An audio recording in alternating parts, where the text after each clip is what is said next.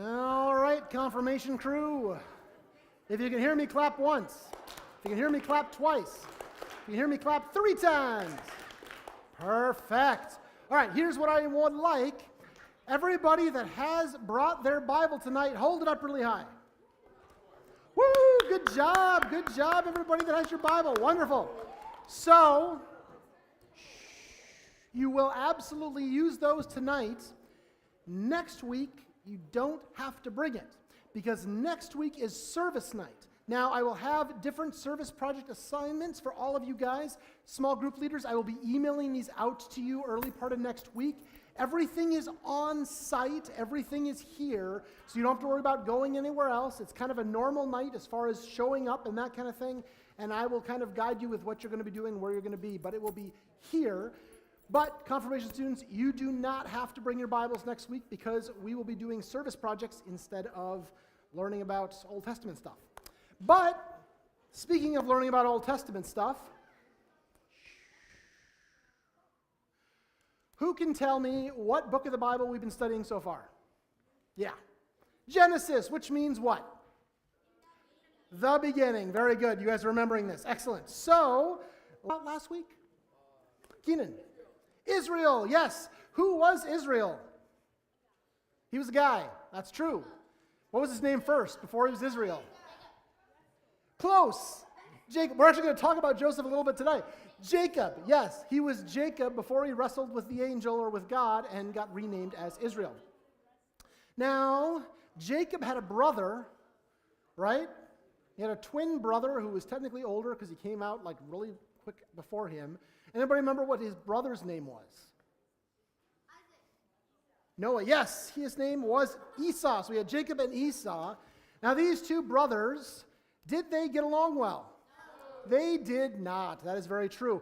Now, Jacob was the younger, Esau was the older, which meant that Esau had a special thing that he would have been entrusted with, being the eldest son. It was a vocab word last week. Anybody remember what it was? A birthright. That's right. Yes. So Esau had the birthright. Did he keep the birthright? He did not. He traded it to his brother for what? For food. For, yes, a bowl of stew, right? Because he was really hungry after hunting. Was Esau okay with that? Yes. No. He started off okay with it, so I'll give you partial credit for that, yes. But he ended up not being okay with it. Once the time came for their dad to actually give that to them, Esau kind of wanted it. So Jacob had to kind of be sneaky, right?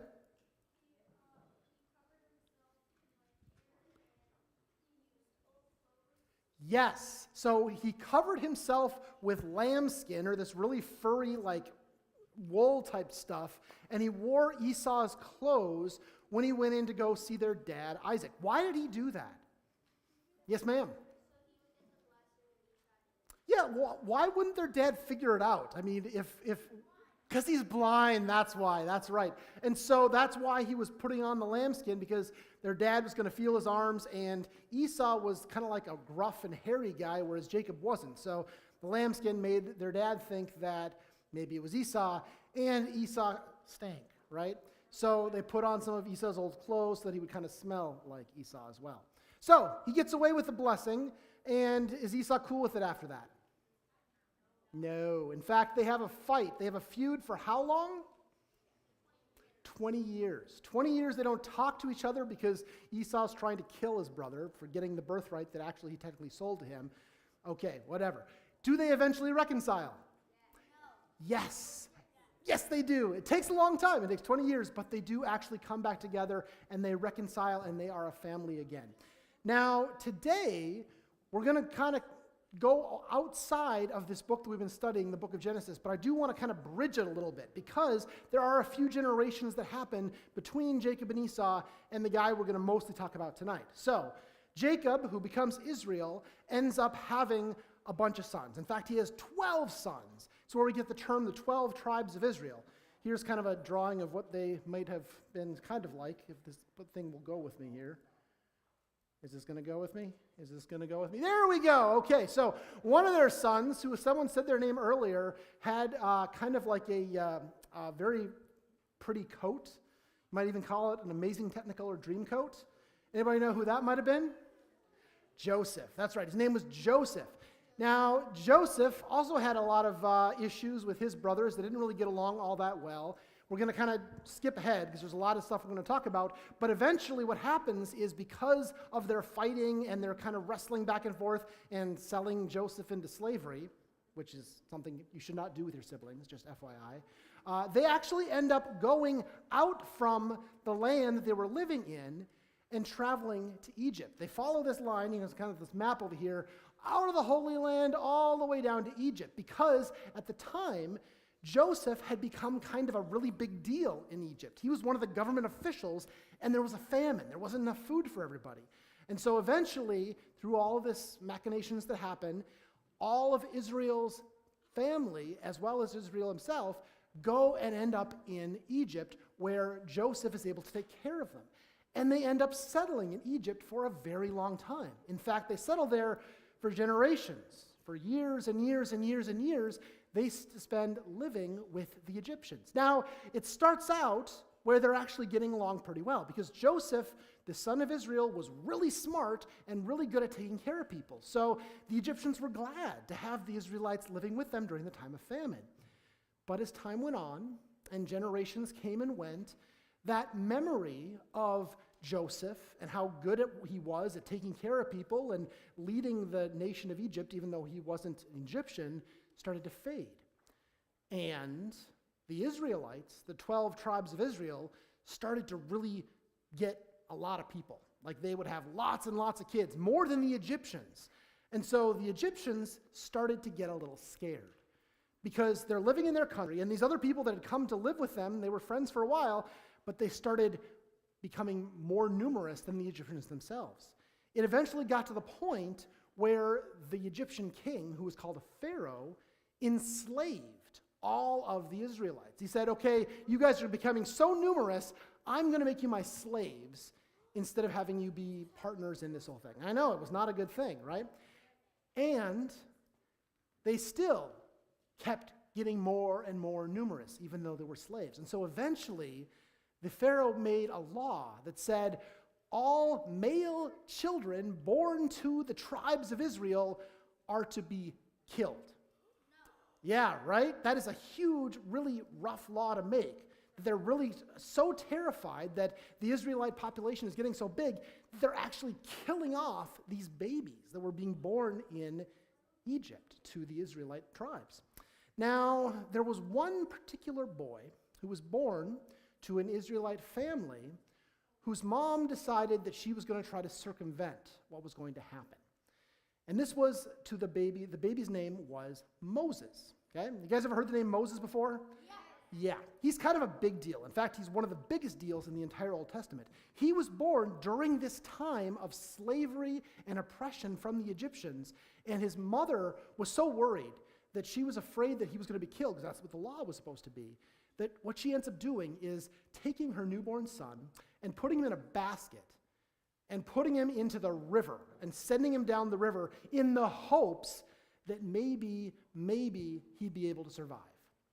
Well, what ends up happening is he does survive. In fact, the princess, the daughter of Pharaoh, ends up finding this baby in this basket on the river and says, I know this is an Israelite baby who my dad says is supposed to die.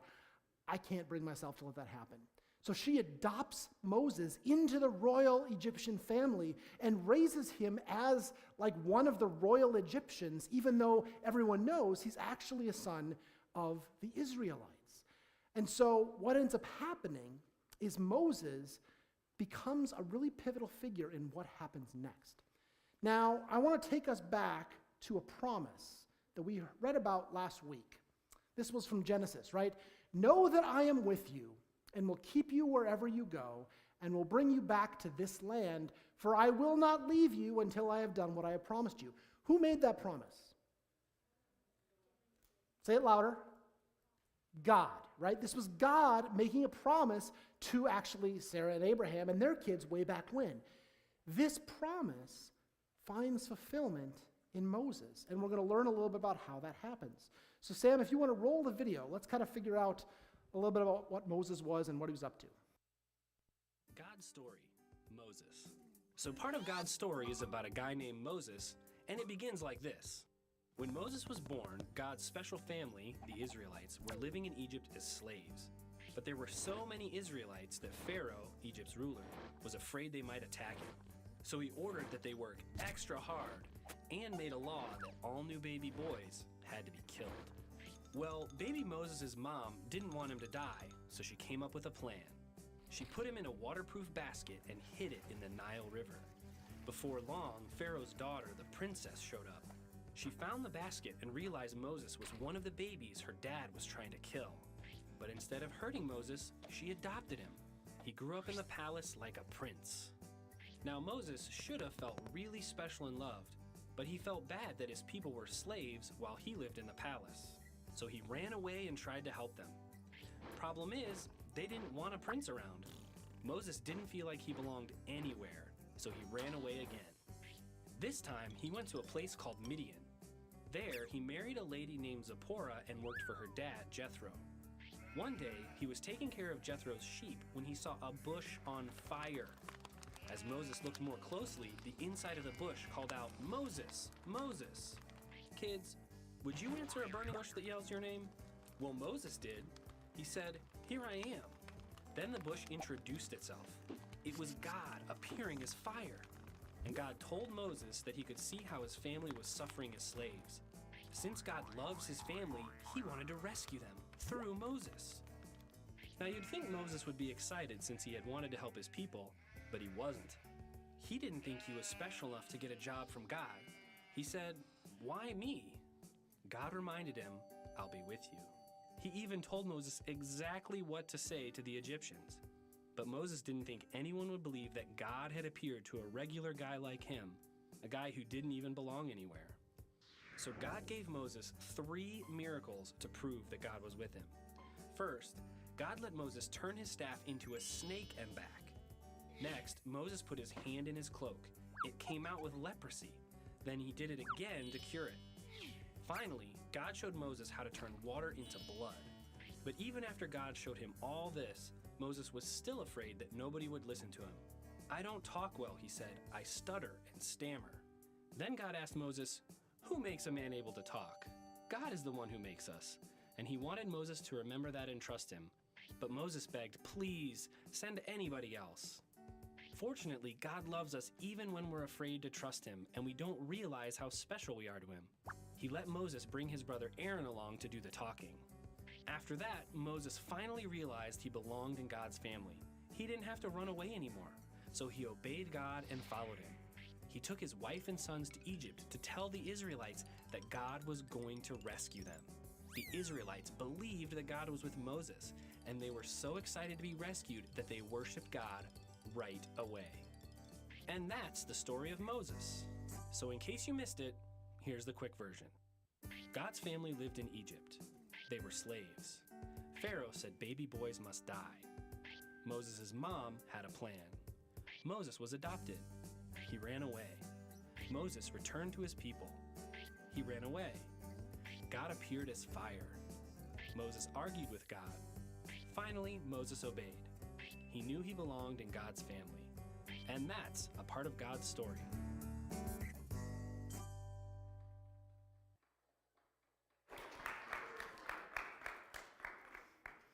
All right, so we got Moses.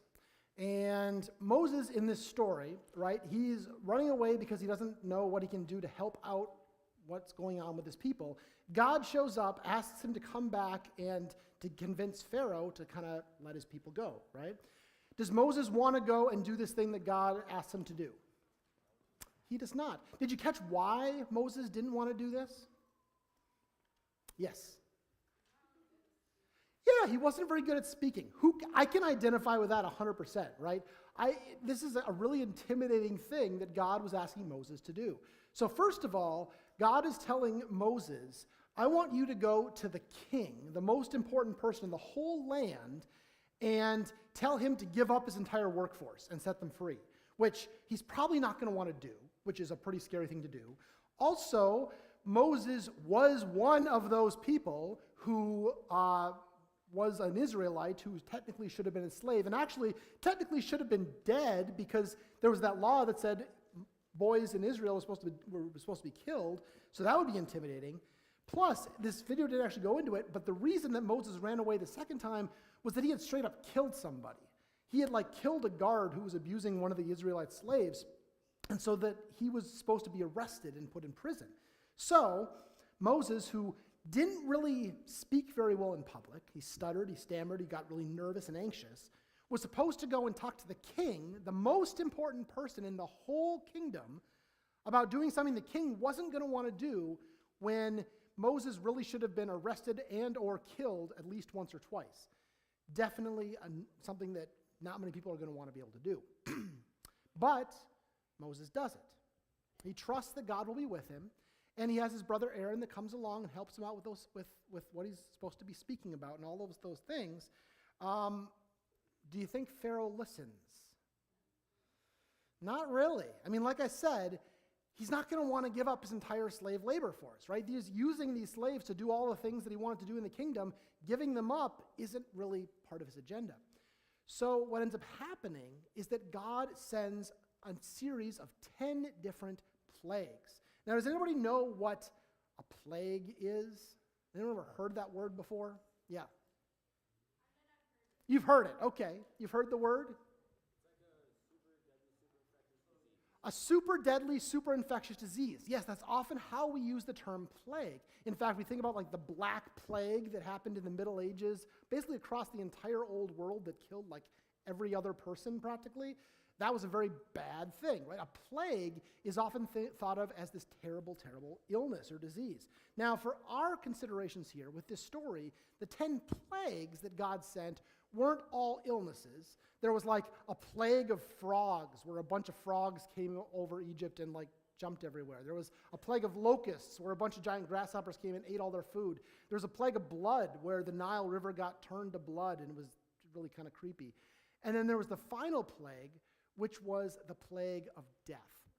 And this was a plague where, according to the Bible, the angel of death goes over all of Egypt in one night, and all of the firstborn sons in all of the households die, except for the people who mark their doors with the lamb's blood, the Passover symbol. Now, this is, actually, we're going through our vocab words here already. I'm going to talk through this pretty quick. So, vocab word, we've got button, plague, which is on the list. For our terms, it's a great affliction, right? It could be an illness, could be disease, but it's a great affliction, something bad that happens.